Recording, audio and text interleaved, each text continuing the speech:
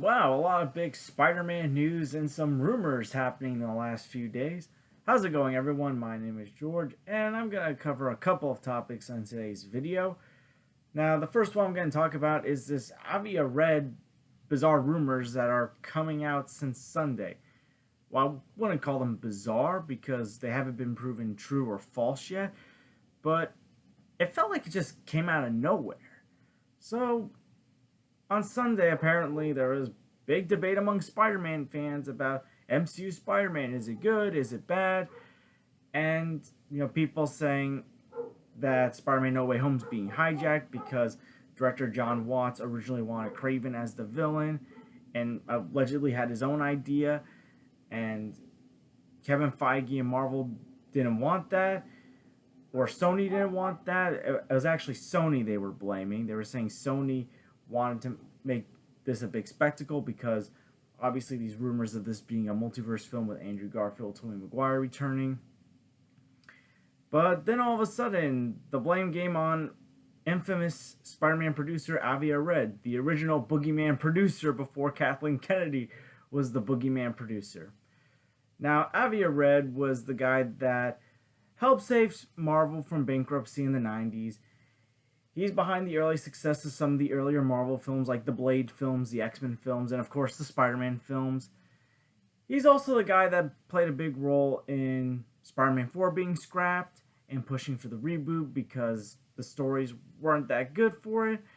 He was also the one that apparently pushed Sam Raimi to put Venom in Spider-Man 3 when Sam Raimi didn't want to. I'm pretty sure he disagreed with Kevin Feige about the idea of a shared universe for Marvel characters, and that's why he left Marvel Studios.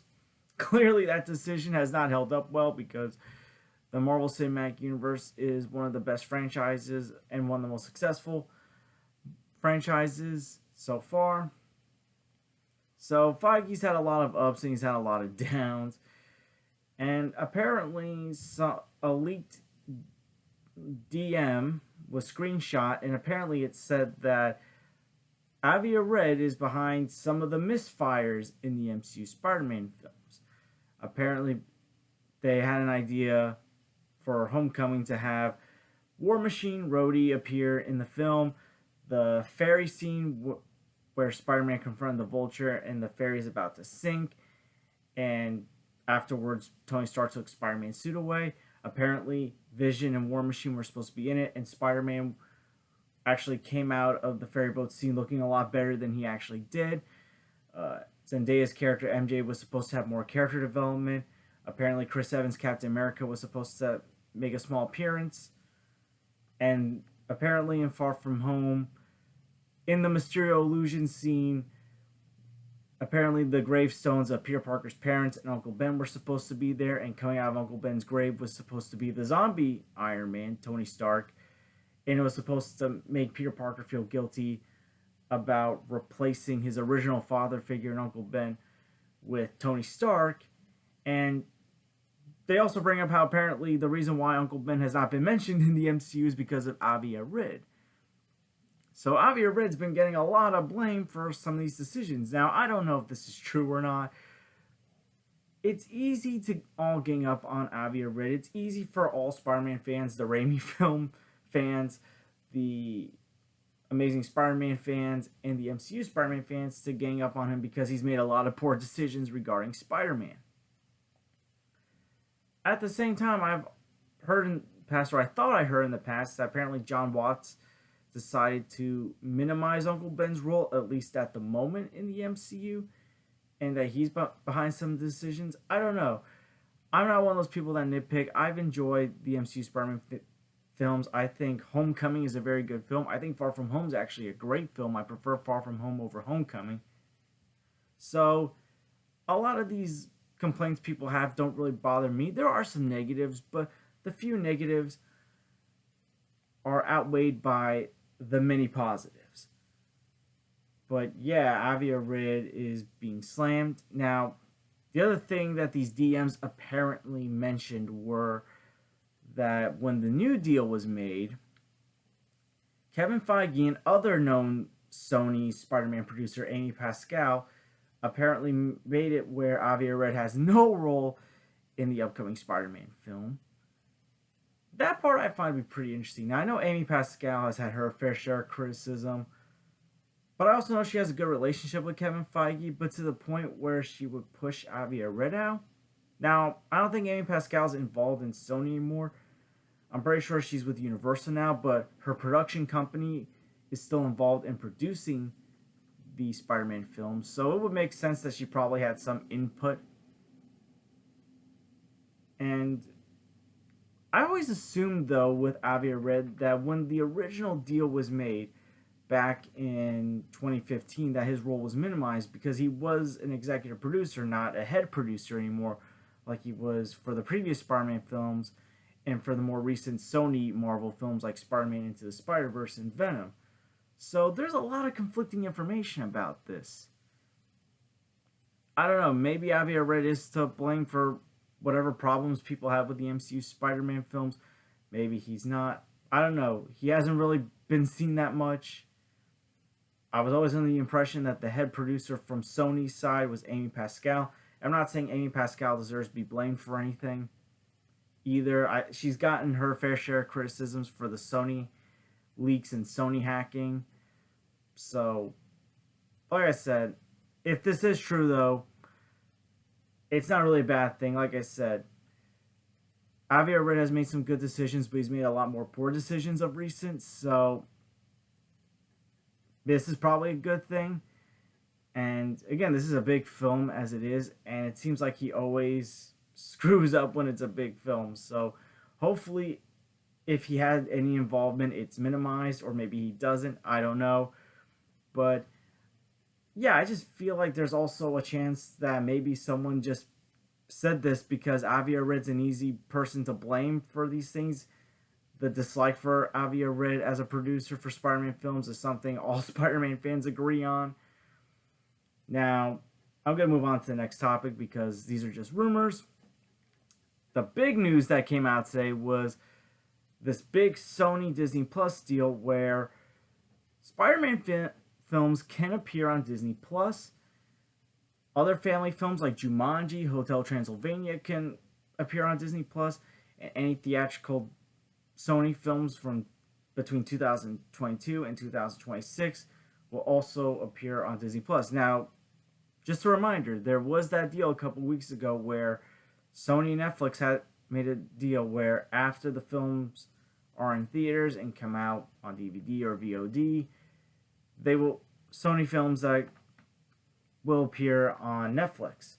Now, with this Disney deal, apparently they'll be on Netflix for 9 months and then they go right to Disney Plus.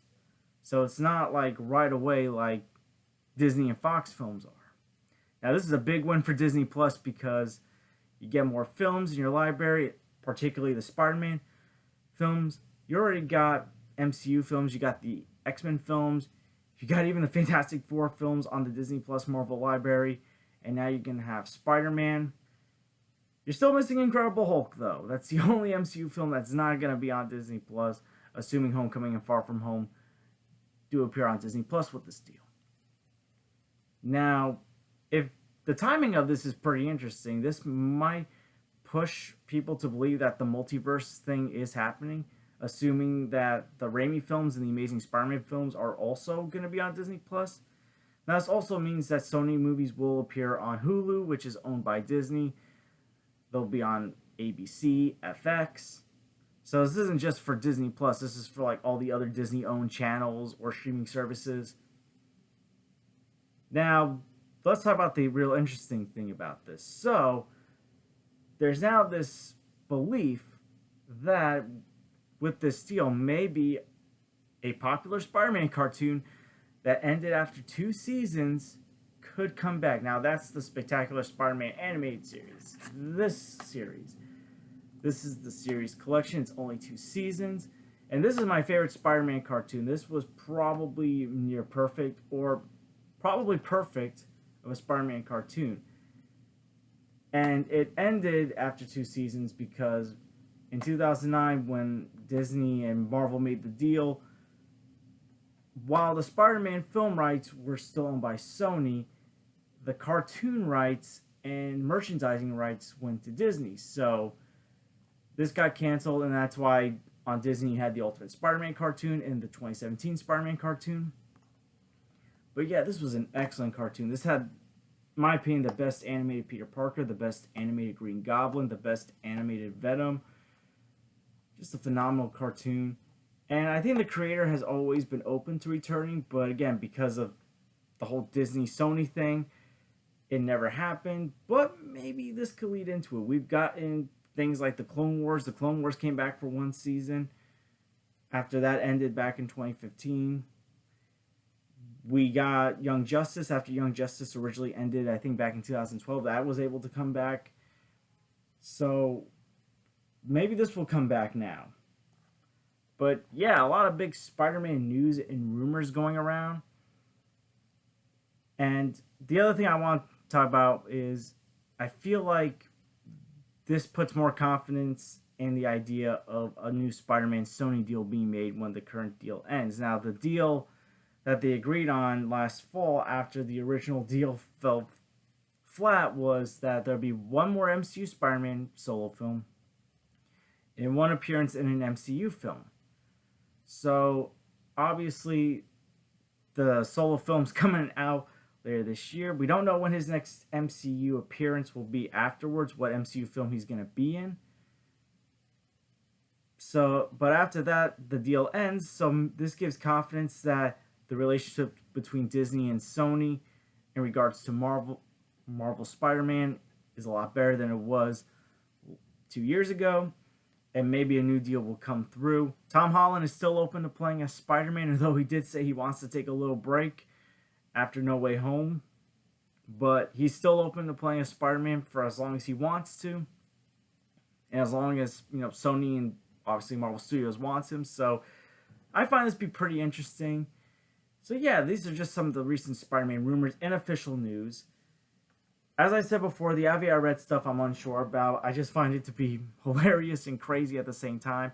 But yeah, this Disney Plus Sony thing is official. And I think this is very good for Disney Plus. Not just because of the Spider-Man stuff, but also you're getting more family franchises like Jumanji and Hotel Transylvania. I love Disney Plus, but it does have its limits with, Disney stuff, and we're seeing Fox stuff coming on more and more, like The Princess Bride and Big, and films from Blue Sky Studios, like the Peanuts movie, and I think Rio is coming on this month.